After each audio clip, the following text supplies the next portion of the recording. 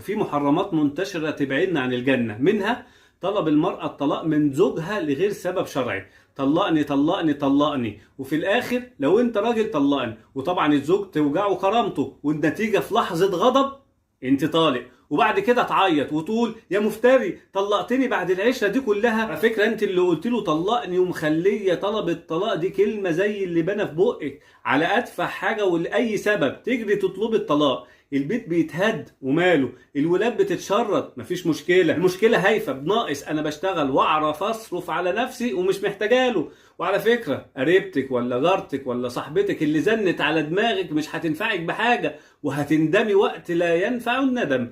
وعلشان كده الإسلام حرم طلب الطلاق من غير سبب حقيقي. عشان كده في حديث معناه ان لو في ست طلبت الطلاق من غير سبب يتحرم عليها رائحة الجنة. اما بقى لو طلبت الطلاق بسبب شرعي، ان هو ما بيصليش او بيتعاطى مخدرات او بيعذبها او بيبهدلها او ما بيدلهاش حقوقها الشرعية، فالطلاق بالنسبة لها نجاة. للأسف كتير من البيوت اتهدمت وابناء اتشردت علشان امور تافهة، ومفيش بيت من غير مشاكل. لكن المهم نتعامل مع المشاكل دي ازاي ونحاول نحلها. وتتعدد الاسباب، والطلب واحد في كتير من البيوت اللي هو الطلاق. اصله جه من الشغل متعصب وبكلمه راح شخط فيها، ازاي اطلب منه مبلغ علشان اجيب هديه لصاحبتي ومرضاش، وكان وعدني نروح مصرف وبعدين رجع في كلامه لما اتخانقت معاه نزل يتفسح مع اصحابه وسابني اغلي لوحدي. اصله ضربني. طب ضربك ليه؟ علشان شتمت امه؟ لا غلطان فعلا، كان المفروض يسقف لك.